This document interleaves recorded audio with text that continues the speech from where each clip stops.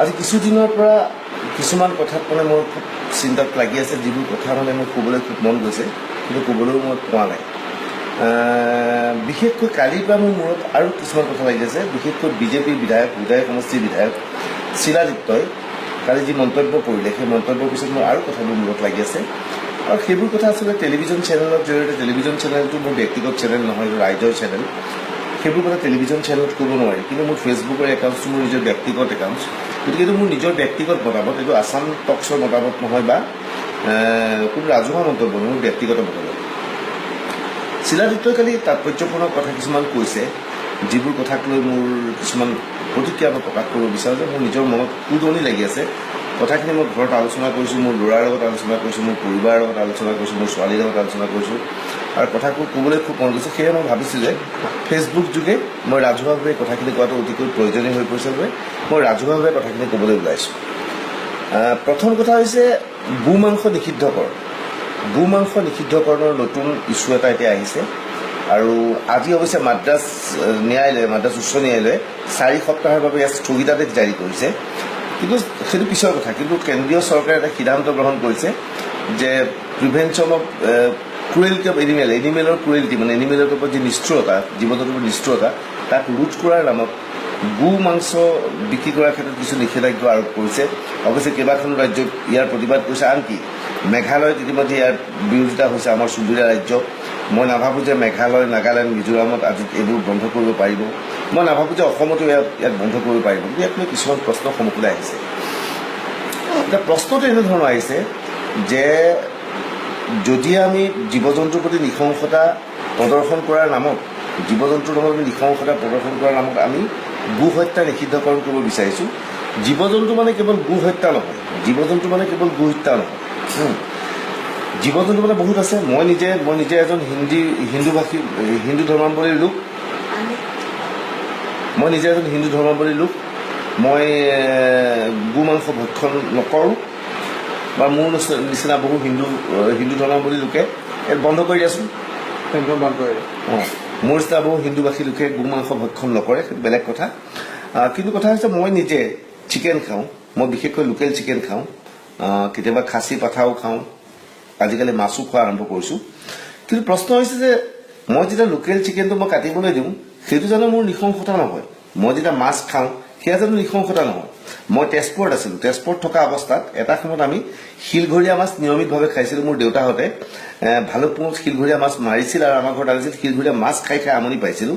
এতিয়া শিলঘৰীয়া মাছ কমি যোৱাৰ বাবে চৰকাৰে নিৰ্দেশ দিয়াৰ পিছত এতিয়া শিলঘৰীয়া মাছ মৰাটো নিষিদ্ধ কৰা হৈছে।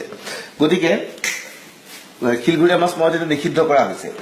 এতিয়া প্ৰশ্নটো হৈছে যে শিলঘৰীয়া মাছৰ সংখ্যা কমি যোৱাৰ কাৰণে নিষিদ্ধ কৰা হৈছে। মুৰ্গীটো নিষিদ্ধ কৰা হোৱা নাই।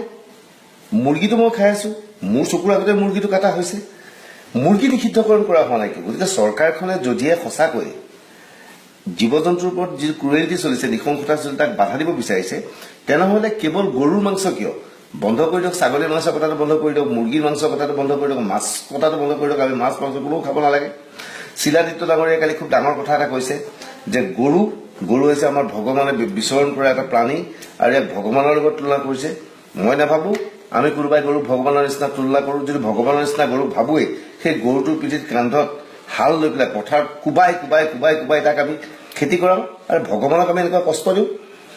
কেইদিনমান আগতে মই তেজপুৰলৈ গৈছিলোঁ। যাওঁতে নগাঁৱৰ বাইপাছত এটা গৰুৱে মোৰ গাড়ীখনত খুন্দিয়াতে মোৰ গাড়ীখন ডেমেজ হৈছিল। মোৰ এনেকুৱা লাগিছিল ৰাজপথত মোৰ তাৰমানে পিষ্টল থকাতে সেই গৰুটোক মোৰ গুলিয়াই মাৰিবলৈ মন গৈছিল। সেইদিনা মই ভবা নাছিলোঁ গৰু কেতিয়াবা ভগৱান বুলি। মই গৰুক ভগৱান বুলি কেতিয়াও ভবা নাই। শিলাদিত্য ডাঙৰীয়া হোজাইত থাকে। হোজাইৰ পৰা গুৱাহাটীলৈ আহোঁতে নগাঁৱৰ বাইপাছত ৰাস্তাত প্ৰায় গৰু পায়।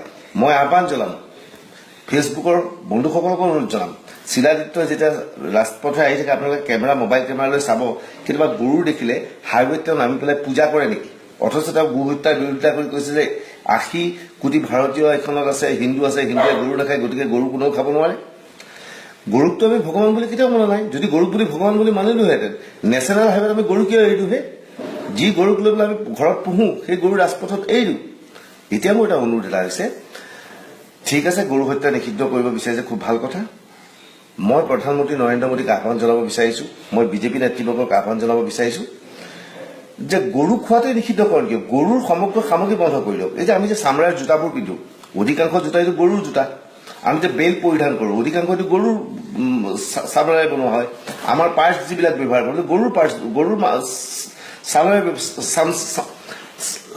চামৰাৰে ব্যৱহাৰ কৰা হয় গতিকে মোৰ আহ্বান যে বিজেপি চৰকাৰে ক্ৰুৱেলিটি বন্ধ কৰিবৰ কাৰণে এটা কাম কৰিলে বেছি ভাল হয় যে এতিয়া সিদ্ধান্ত লওক বিশেষকৈ আমাক দিব নোৱাৰে মোক দিলেও মই বিজেপিৰ নিৰ্দেশ নামানো হয়তো আপোনালোকেও সকলোৱে নামানিব কিন্তু ইয়াৰ মাজত বহু সদস্য আছে যিসকলে এইটো মানিব বিজেপিৰ যিসকল শুভাকাংক্ষী বা বিজেপিৰ যিসকল সক্ৰিয় কৰ্মী তেওঁলোকক যাতে প্ৰধানমন্ত্ৰীৰ ফালৰ পৰা প্ৰধানমন্ত্ৰী নহয় প্ৰধান সেৱকৰ ফালৰ পৰা প্ৰধানমন্ত্ৰী বুলি ক'লে আজিকালি বেয়া পায় নৰেন্দ্ৰ মোদী প্ৰধান সেৱক বুলি কয় প্ৰধান সেৱক তেওঁ ইতিমধ্যে বৰ্তমান আজি বিদেশত আছে প্ৰধান সেৱকৰ ফালৰ পৰা যাতে আহ্বান জনোৱা হয় যে বিজেপি কৰ্মীসকলে আজিৰ পৰা যাতে চামৰাৰ জোতা পৰিধান নকৰে তেওঁলোকে প্লাষ্টিকৰ জোতা পৰিধান কৰিব হয়তো খালী ভৰি থাকিব যিদৰে মহাত্মা গান্ধী আছিল কিয় থাকিব নোৱাৰিব তেওঁলোকে পেণ্টত বেল্ট নলগাই লাগিলে ৰছী বান্ধিব চুট পিন্ধিব ইয়াত ৰছী বান্ধিব মানি বেগ থাকিব নোৱাৰে পাৰ্চ বাট চামৰাৰ মানি বেগ থাকিব নোৱাৰিব প্লাষ্টিকৰ মানি বেগ থাকিব পাৰিব সেইটো বেলেগ কথা সেই কামটো কৰক না আৰু মোৰ ভাল লাগিব তাতকৈ বিশেষকৈ শিলাদিত্যক মই কাইলৈৰ পৰা অবজাৰ্ভ কৰিম শিলাদিত্যই যদি পেণ্টত কাইলৈৰ পৰা যদি বেল্ট লগায়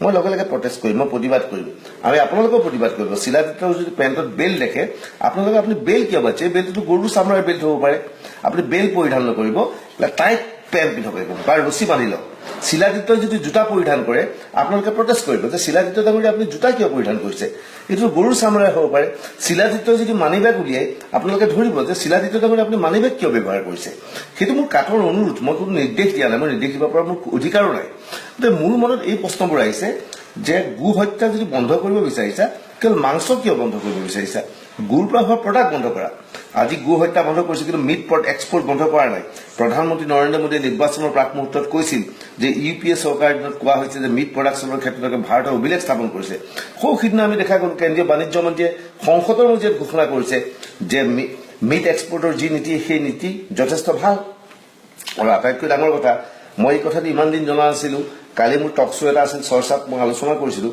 আলোচনা কৰাৰ পিছত মই মুছলমান বন্ধুসকলৰ পৰা বিভিন্ন দলৰ পৰা গম পালোঁ যে গৰুটো কোনটো গৰু কাটিবলৈ ব্যৱহাৰ কৰা হয় যিটো গৰুৱে যেতিয়া গাখীৰ দিব নোৱাৰা হয় যিটো গৰুৱে খেতি কৰিব নোৱাৰা হয় সেই গৰুটো বিক্ৰী কৰি দিয়া হয় এতিয়া সেই গৰুটো যদিহে বিক্ৰী কৰি দিয়া হয় বিক্ৰী যদি নকৰি এতিয়া বিক্ৰী কৰাত বন্ধ কৰা হয় মানুহক খাবলৈ দিয়া নহয় সেই গৰুটো এতিয়া আমি কি কৰিম ঘৰত ৰাখি পূজা কৰিব লাগিব মুছলমানটো গৰুটো পূজা নকৰে শিলাদিত্যই কৰে নিচিনা হিন্দুৱে পূজা কৰে গতিকে মই ভাবোঁ যে সেই বুঢ়া গৰুবিলাক এতিয়াবা হিন্দুৱে কিনিব লাগিব কিন্তু ঘৰত পূজা কৰি থ'ব লাগিব গতিকে ঘৰত গোসাঁই ঘৰখন স্থাপন কৰিব লাগিব এই কামখিনি কৰিবৰ বাবে সেই হিন্দুজনক চৰকাৰৰ ফালৰ পৰা পুঁজি দিবলৈ নাই বা সেই গৰুটো যদি মৰি যায় তাক পেলাই দিয়াৰ দায়িত্বটো স্বচ্ছ ভাৰত আঁচনিত ল'বলৈ নাই ইয়াৰ বাবে এটা নতুন আঁচনি লোৱা হ'ব নেকি এইবোৰ প্ৰশ্ন এতিয়া সন্মুখলৈ আহিছে গতিকে সমগ্ৰ বিষয়টোৰ বাবে মোৰ এটাই অনুৰোধ যে বিজেপি কৰ্মীসকলক প্ৰধানমন্ত্ৰী ক্ষমা কৰিব প্ৰধান সেৱক নৰেন্দ্ৰ মোদী বা অমিত শ্বাহৰ ফালৰ পৰা নিৰ্দেশ দিয়া হওক যে এতিয়াৰ পৰা বিজেপি কৰ্মীয়ে চামৰাৰ জোতা পৰিধান নকৰিব চামৰাৰ চেণ্ডেল পৰিধান নকৰিব চামৰাৰ বেল্ট নল'ব পকেটত চামৰাৰ মানি বেগ নল'ব যদি সেইটো লয় তেনেহ'লে আমি সকলো সুখী হ'ম আমি সকলোৱে ক'বলৈ বাধ্য হ'ম যে হয় এইখন চৰকাৰে পৰিৱৰ্তন আনিছে বেছি নকওঁ ধন্যবাদ থেংক ইউ